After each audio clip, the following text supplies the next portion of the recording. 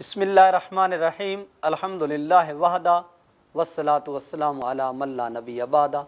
وعلی آلہ واصحابہ اجمعین، اما بعد۔ سامعین محترم، السلام علیکم ورحمۃ اللہ وبرکاتہ۔ جیسا کہ آپ جانتے ہیں، پیران پیر دستگیر ماں سیدی شیخ عبدالقادر جیلانی رحمۃ اللہ علیہ آپ کی تصنیف مبارک فتوح الغیب کی سیریز جاری ہے، اور آج اس کے دو مقالہ مبارکہ 53 اور 54 کے ساتھ آپ کی خدمت میں حاضر ہیں۔ پہلے مقالہ مبارک میں آپ رضا بالقضاء کی اور اللہ تعالیٰ کے فعل میں اور اس کے حکم میں خود کو فنا کرنے کی ترغیب دیتے ہیں۔ قال رضی اللہ تعالی عنہ اطلبوا من اللہ عز وجل الرضا بالقضاء۔ آپ فرماتے ہیں کہ اللہ کی بارگاہ سے ایک چیز طلب کرو، اور وہ یہ ہے کہ جو اللہ تعالیٰ کی جانب سے حکم آئے اس پر راضی برضا رہنا۔ اول فناء فی فعل المولا، یا یہ ہو کہ جو اللہ تعالیٰ کی طرف سے افعال احکام بندے کو ملیں ان میں خود کو فنا کر لینا۔ حکمت کیا ہے؟ فرمایا لِأَنَّهُ هُوَ الرَّاحَةُ الْكُبْرَى، جب آدمی رضا بالقضاء اور اللہ کے حکم میں خود کو فنا کر لیتا ہے تو اس کے لیے سب سے بڑی راحت اور سب سے بڑے آرام یہی ہوتا ہے کہ وہ اپنے مالک و مولا کو راضی کر لیتا ہے۔ وَهُوَ الْجَنَّةُ الْعَالِيَةُ الْمُنْفَرَدَةُ فِي الدُّنْيَا، یہ بہت بلند جنت ہے جو دنیا کے اندر انسان اللہ کی رضا اور اس کے قرب کو پا لیتا ہے۔ وَهُوَ إِلَّةُ مُحَبَّةِ اللَّهِ لِعَبْدِهِ الْمُؤْمِنِ، فرمایا یہ اللہ کی محبت کا بندہ مومن کے لیے اولین سبب ہے جس سے بندے کے وجود میں محبت الہیہ پیدا ہو جاتی ہے۔ پھر فرماتے ہیں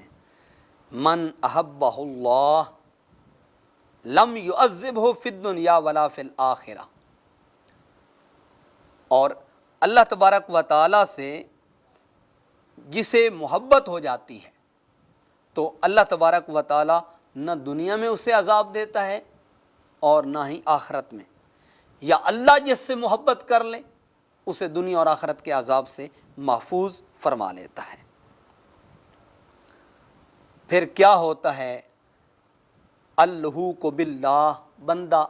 اللہ کے قریب ہو جاتا ہے، والوصول الیہ، اور اس کا وصل پا لیتا ہے، والانس بہ، اور اللہ سے بندہ محبت کرنے لگ جاتا ہے۔ ولا تشتغلوا بطلب الحظوظ واقسام لم تقسم او قسمت، فرمایا وہ ان جانب متوجہ نہیں ہوتا کہ یہ میرا حق ہے، یہ میرا حصہ ہے، یہ میرے لیے ہے، یہ چیز میرے لیے روا ہے، چاہے اس کے لیے اللہ تعالیٰ اس سے حصہ بنائے یا اللہ تبارک و تعالیٰ اس سے حصہ نہ بنائے، وہ ایسی بات میں نہیں آتا کہ یہ میرا حق ہے اور یہ میرا نہیں ہے، اس بات کی جانب وہ نہیں جاتا۔ فَإِن كَانَتْ لَمْ تُقْسَمْ فَالْإِشْتِغَالُ بِطَلْبِهَا حُمُقٌ، اور اگر اللہ نے بندے کے لیے کسی چیز میں حصہ نہیں بنایا اور اس چیز کو بندہ طلب کرے، یہی تو بڑی حماقت ہے، یہی تو بڑی جہالت ہے۔ وَهُوَ أَشَدُّ الْعُقُوبَاتِ، اور یہ سب سے بڑی سزاؤں میں سے ایک بہت بڑی سزا ہے۔ کیوں؟ اس کی ریزن کیا ہے؟ اس لیے کہ اس نے ایسی چیز کو طلب کیا ہے جو اس کے نصیب میں اللہ تبارک و تعالیٰ نے نہیں لکھی، بلکہ اس میں اس کے لیے شر ہے، اور یہی بات ہے کہ ایسی چیز کو طلب کرنا، آپ فرماتے ہیں شرکن فی باب العبودیت والمحبت والحقیقہ، یہ عبودیت کے باب میں، محبت کے باب میں، اور اہل طریقت کے نزدیک حقیقت کے باب میں یہی تو شرک ہے کہ جو اللہ بندے کے لیے نہیں چاہتا بندہ وہ اپنے لیے چاہتا ہے۔ پھر فرماتے ہیں لِأَنَّ الاشتغال بغیر اللہ عز وجل شرکن، اللہ سے ہٹ کے کسی چیز میں مشغول ہونا یہی تو شرک ہے۔ وطالب الحظ لیس بصادق فی محبت ہی، اور جو اپنے حصے کا طالب بنتا ہے کہ میں نے اتنی عبادت کی ہے مجھے جنت مل جائے، مجھے جنت کی نعمتیں مل جائیں، مجھے دنیا میں رزق میں اتنی کشادگی ہو جائے، میں نے اتنے نوافل پڑھ لیے ہیں لہذا مجھے یہ مل جائے۔ آپ فرماتے ہیں اگر اللہ سے ہٹ کے کسی دوسری چیز میں مشغول ہوا تو یہ شرک ہے، اور ایسی چیز کا طالب بنا لیس بصادق فی محبت ہی، اور جو ان چیزوں کو طلب کرتا ہے وہ اللہ کی محبت میں صادق نہیں ہے، مع اللہ تعالی، اللہ کے ساتھ۔ وولایت ہی فمن اختار مع اللہ غیرہ، وہ اللہ تعالیٰ کے بارگاہ میں اس کی ولایت کا بھی حقدار نہیں، کیوں کہ اس نے ایسی چیز کو پسند کیا ہے جو اللہ سے ہٹ کر ہے۔ فہو کذاب، یہی تو فی الحقیقت کذاب ہے۔ اللہ اکبر۔ یعنی صوفیاء کے ہاں، اہل اللہ کے ہاں، اور بالخصوص سیدی مرشدی شیخ عبد القادر جیلانی کے ہاں بنیادی طور پر شرک کسے کہتے ہیں اور بنیادی طور پر کذاب کسے کہتے ہیں؟ جو اللہ کو چھوڑ کر اس کی عبادت کر کے کسی اور چیز کو طلب کرتا ہے، یا وہ شرک کے زمرے میں آتا ہے یا وہ کذاب کے زمرے میں آتا ہے۔ پھر آپ فرماتے ہیں وطالب العوض علی عمل ہی غیر مخلص، اور جو اللہ کے لیے عبادت کر کے غیر کو طلب کرتا ہے، چاہے دنیا کی کسی چیز کو طلب کرتا ہے یا آخرت کی کسی چیز کو طلب کرتا ہے، فرمایا علی عمل ہی، اپنے عمل کے نتیجے میں غیر مخلص، یہ بندہ مخلص نہیں ہو سکتا، اس کے وجود میں اخلاص پیدا نہیں ہو سکتا۔ مخلص کون ہے؟ فرمایا انما المخلص من عبد اللہ تعالی، جس شخص نے اللہ کی عبادت اللہ کے لیے کی وہ مخلص ہے۔ لیؤت الربوبیت حقھا للمالکیت والحقیقت، تاکہ اللہ تبارک و تعالی اپنے قرب اور اپنی رضا کے اور اپنی حقیقت کے اس کو قریب کر دے، یہی تو وہ اللہ تبارک و تعالیٰ کی بارگاہ میں عبودیت کا اور عبادت کا حق ادا کرنے والا ہے۔ کیوں؟ لأن الحق عز وجل یملکہ، فی الحقیقت اس کو مالک اللہ ہی بناتا ہے۔ وَيَسْتَحِقُّ عَلَيْهِ الْعَمَلُ وَالطَّاعَةُ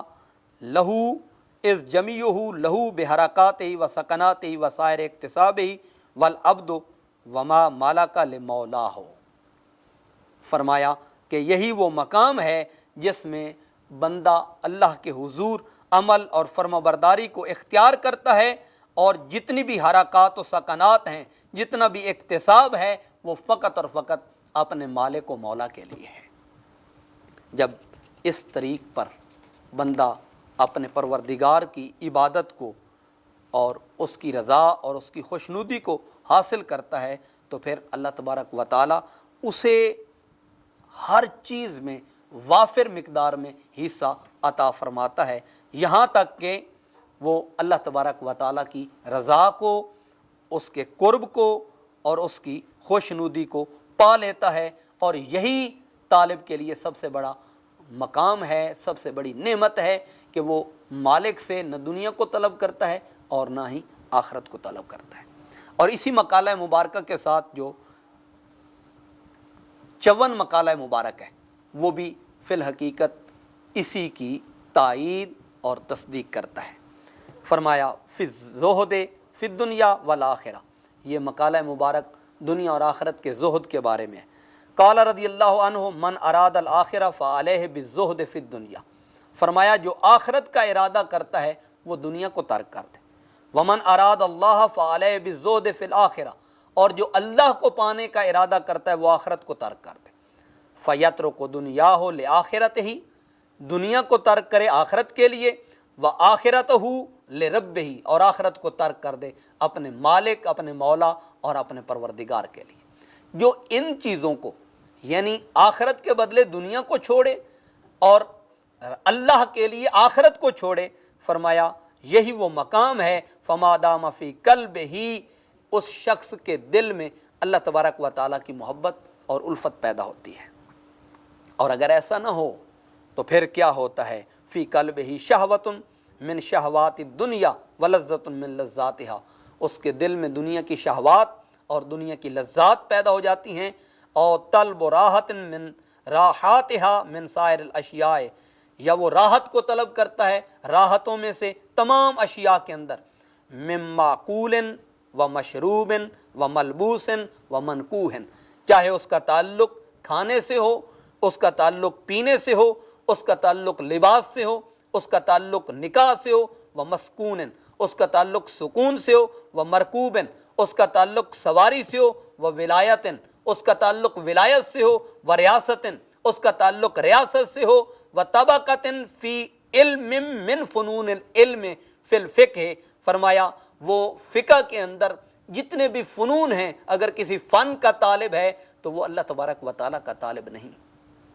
یہ جتنی چیزیں بھی چاہ رہا ہے۔ فوق العبادات الخمس سے، یہ 5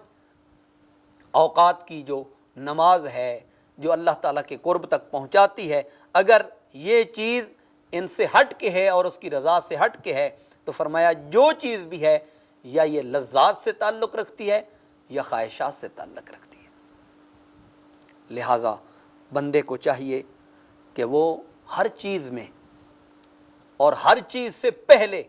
اپنے مالک و مولا کی رضا اور اس کی خوشنودی کو طلب کرے۔ یہاں تک کہ آپ فرماتے ہیں ومن روایت الحدیث وقراءت القرآن، چاہے وہ حدیث کی روایات کی بات ہو یا قرآن کی قراءت کی بات ہو یا قرآن سے متعلقہ آیات کی بات ہو، ومن النحو واللغت والفصاحت والبلاغہ، نحو سے اس کا تعلق ہو، صرف سے اور لغت سے اس کا تعلق ہو، فصاحت سے اس کا تعلق ہو، بلاغت سے اس کا تعلق ہو، فرمایا وجود الغنا، اور بادشاہی اور غنایت کو پانے سے اس کا تعلق ہو، وذہاب البلیہ، اور آفات و بلیات کے جانے سے اس کا تعلق ہو، ومجیء العافیہ، اور عافیت کو چاہنے سے اس کا تعلق ہو، وفی الجملۃ، فرمایا ان تمام چیزوں میں انکشاف الضرر، کسی تکلیف کو اپنے سے دور کرنا، ومجیء النفع، اور نفع کے حصول کے لیے کسی چیز کو لینا، فلیس بزاہد حقا، فرمایا یہ حقیقت میں زاہد نہیں ہے، یہ تو مطلب پرست ہے، یہ طمع پرست ہے، یہ لالچی ہے۔ کیوں کہ ان چیزوں کا رب کے لیے نہیں، اپنے ذاتی سکون اور اپنی ذاتی لذات اور خواہشات کو پورا کرنے کے لیے ان چیزوں کو لے رہا ہے۔ قرآن پاک میں آپ دیکھیں نمازیوں کے لیے، عبادت کرنے والوں کے لیے، فویل للمصلین، احادیث مبارکہ میں دیکھیں قرآن پاک پڑھنے والے ہیں لیکن یمرکون من الدین کما یمرک السہم من الرمیہ، حضور نے فرمایا وہ دین سے ایسے نکل جاتے ہیں جیسے تیر کمان سے نکل جاتا ہے۔ کیوں کہ وہ قرآن کو پڑھتے ہیں، یقرؤون القرآن لا یجاوزہم من عند تراقیہم، ان کے گلے سے نیچے قرآن نہیں اترتا، دل تک اس کی تاثیر اور اس کی چاشنی نہیں پہنچتی، دل تک اس کے اثرات نہیں پہنچتے، لہذا وہ شخص کیا ہے؟ یعنی ایک شخص 5 فٹ 6 فٹ کی لاش کو لے کے مسجد میں چلا گیا اور وہاں جا کر وہ اپنے آپ کو کھڑا کر دیتا ہے اور دل میں مخلوق کی چاہت اور طلب لے کے کھڑا ہوتا ہے، خالق کا اسے تصور ہی نہیں آتا، اس کا عمل اس کے ثمرات تک اور اسے زہد و تقوی کے اعلیٰ مراتب تک کیسے پہنچائے گا؟ اگر خود کو اعلیٰ مراتب تک اور اعلیٰ مقامات تک پہنچانا چاہتا ہے تو یہ جتنی چیزیں ہیں، چاہے ان کا تعلق عبادت سے ہو، ان کا تعلق لباس سے ہو، ان کا تعلق نکاح سے ہو، ان کا تعلق سواری سے ہو، ان کا تعلق کھانے سے ہو، ان کا تعلق پینے سے ہو، ان کا تعلق ریاست سے ہو، ان کا تعلق معیشت سے ہو، ان کا تعلق معاش سے ہو، ان کا تعلق علم سے ہو، چاہے صرف و نحو سے ہو، لغت سے ہو، فصاحت و بلاغت سے ہو، تلاوت قرآن سے ہو، اور اس میں رب کی رضا نہیں ہے تو آپ فرماتے ہیں یہ شخص کیا ہے؟ فلیس بزاہد حقا، یہ حقیقت میں زاہد نہیں ہے، یہ حقیقی زاہد نہیں ہے۔ کیوں؟ لأن کل واحد من هذه الاشیاء فی لذت النفس، کیونکہ ان تمام چیزوں میں نفس کی لذت ہے۔ اللہ اکبر، وموافقۃ الہوی وراحت الطبع وحب لہو، یہ خواہشات کی موافقت ہے، یہ طبیعت کی راحت ہے، یہ انہی کی محبت ہے، اور جس چیز میں دنیا کی محبت ہو اور خواہشات ہوں، فرمایا اس میں سکون، اس میں اطمینان اور اس میں قرب اور تقرب کی منازل طے نہیں ہوتی، وہ فقط دنیا کی خاطر ہے اور متاع دنیا کی خاطر ہے، ان سے وہ اللہ کی رضا کو نہیں پا سکتا۔ فَيَنبَغِي أَن يُجَاهِدَ فِي إِخْرَاجِ جَمِيعِ ذَلِكَ عَنِ الْقَلْبِ، فرمایا مناسب یہ ہے کہ وہ کوشش کرے اور ان تمام چیزوں کو اپنے دل سے نکال کے باہر پھینک دے، جس سے اس کا نفس راضی ہو، جس سے اس کی خواہشات پوری ہوں، جس سے اس کے اپنے ذاتی معاملات و مقاصد پورے ہوں، ان تمام چیزوں کو اپنے وجود سے نکال دے۔ الزہد فی الدنیا یریح القلب والجسد، اور جب تک یہ چیزیں آدمی کے وجود میں ہیں پس پھر اس کے وجود میں رضائی الہی اور خوشنودی رحمان نہیں آ سکتی۔